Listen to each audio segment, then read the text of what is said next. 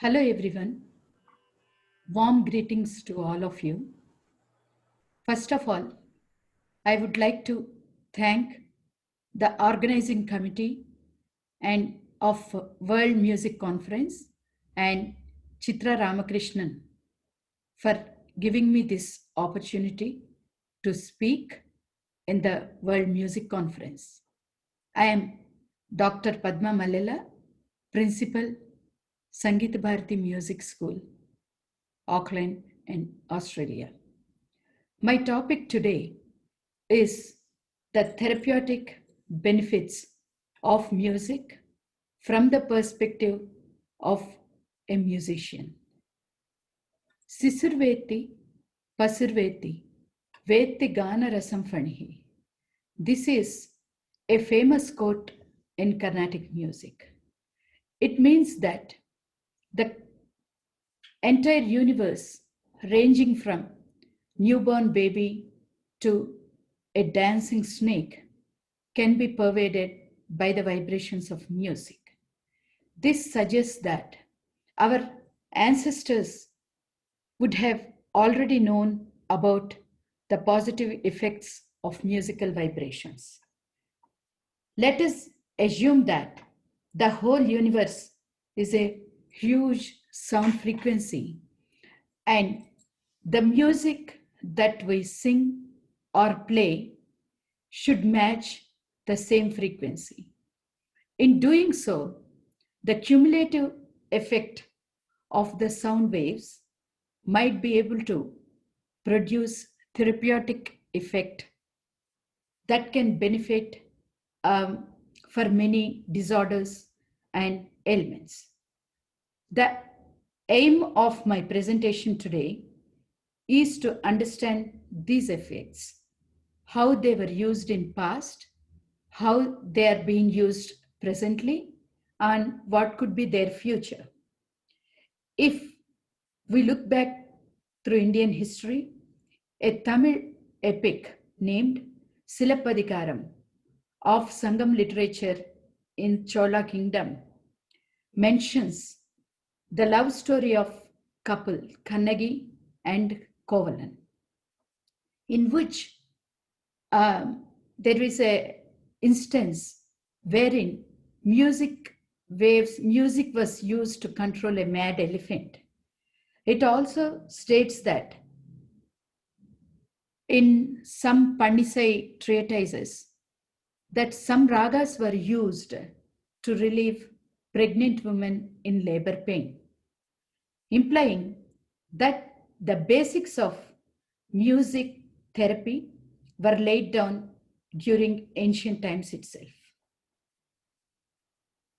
As historical studies are always there in the treatises already, as a musician and musicologist, I think it would be more appropriate for me to focus on how these musical wavelengths can be used for the benefit of mankind. So we focus on therapeutical importance in human life in present day. In one of the medical research papers, the Journal of Anesthesia and Critical Care mentions that intraoperative Indian classical music therapy effectively reduced the chances of intraoperative stress, which could be established by the reduced levels of cortisol and reduced the requirement of drugs during the cardiopulmonary bypass surgery. Furthermore, I will try to explain my experiences of teaching music for many years and to different age groups. Thus, if we try to study the therapeutic effects, it can be observed in following divisions.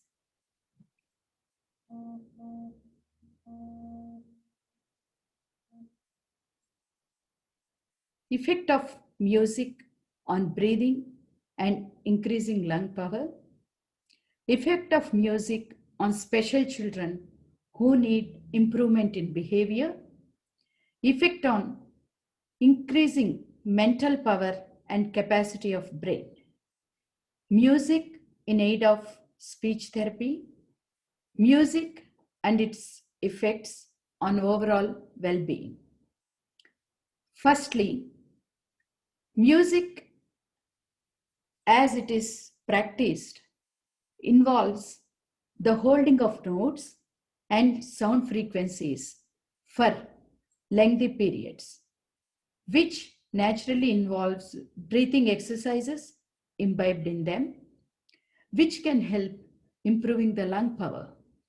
Thus, if practiced on regular basis in a prescribed manner, it can provide a relief from serious illnesses like asthma and other breathing problems, as well as migraines.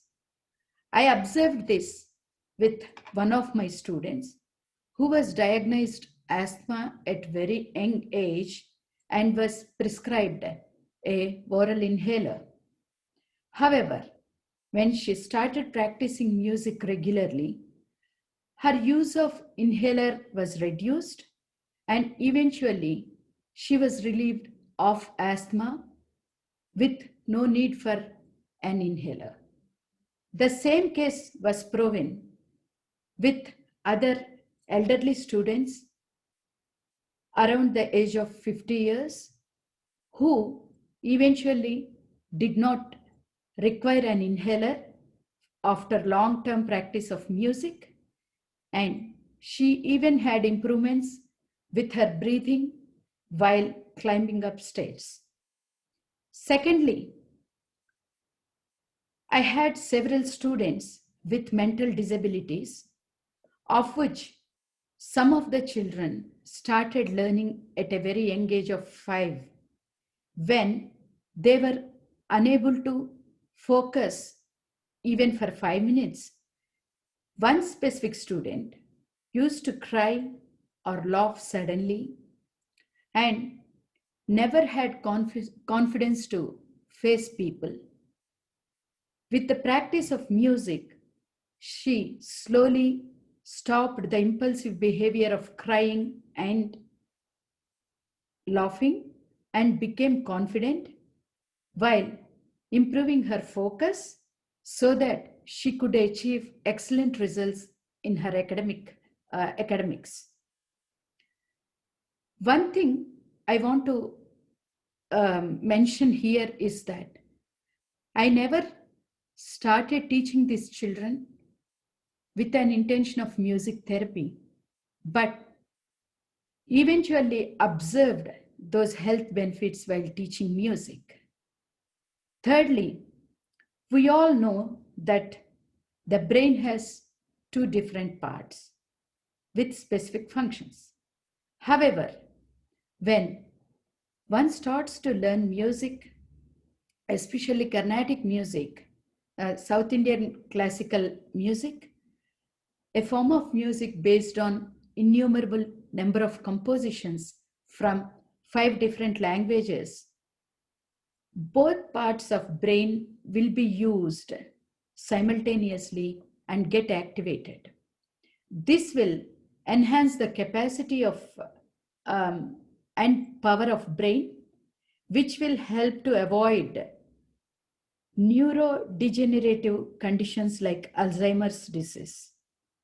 One example that I remember is of another child with a mental disability who could remember the music through words better than through notes.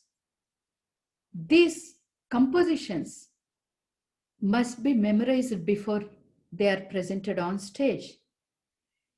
I believe that this would definitely challenge the brain and improve its cognitive and memory function. This is beneficial to all age groups. Another way in which learning these compositions from different languages help is in the aid of speech therapy in people who stammer and have other speech difficulties. Furthermore, it also aids people in learning how to multitask. Another one of my students began learning music while struggling with stammering. Today, he is a concert musician and has no speech difficulties. Today, thus, I appeal to fellow musicians and others to understand the importance of the multilingual nature of Carnatic music provided by the compositions, as it highlights their importance. Another crucial aspect I would like to bring to everyone's notice here is that Carnatic music is one of the oldest forms of music, even within the two divisions of Indian classical music. However, it is constantly deprived of its importance and place due to these compositions, which are pre existing created music, which exists in addition to creative aspects of music, that is, impromptu music aspect of Carnatic music, with its own therapeutic benefits, which I am not going to going into detail due to the issue of time. Now, in terms of technicalities, Carnatic music has a system of 22 frequencies within an octave, which is unique to the system.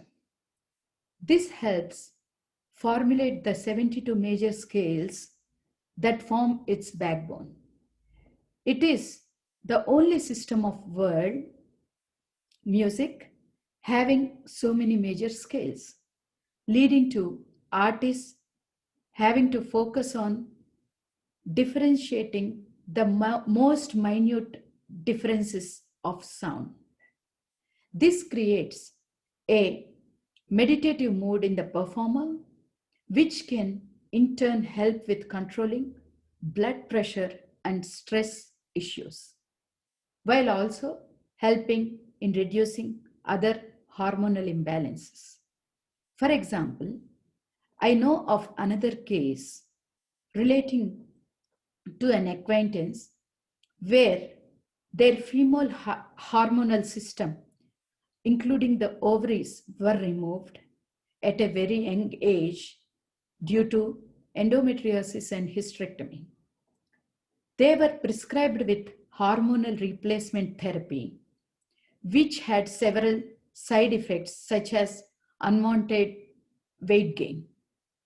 Despite this, with the regular practice of music along with the other physical exercises, those side effects were, along with the need for hormonal therapy, were avoided actually. Finally, I would like to conclude by highlighting the various cases I came across during my teaching career where many benefited, including mentally disabled and physically affected children, made progress through learning vocal music. I have also noticed that the vocal exercises and breathing techniques that we teach while singing were able to relieve some asthmatic children to reduce the use of inhalers and eventually get rid of asthma. Above all, the lyrical richness of the innumerable compositions in Carnatic music helped with speech therapy and to reduce stammering faced by children. Hence, I believe that this is a major field of study and can be implemented in the future in order to help those in need. Thank you. Hope you all enjoyed the speech and you all agree with my points. Thank you.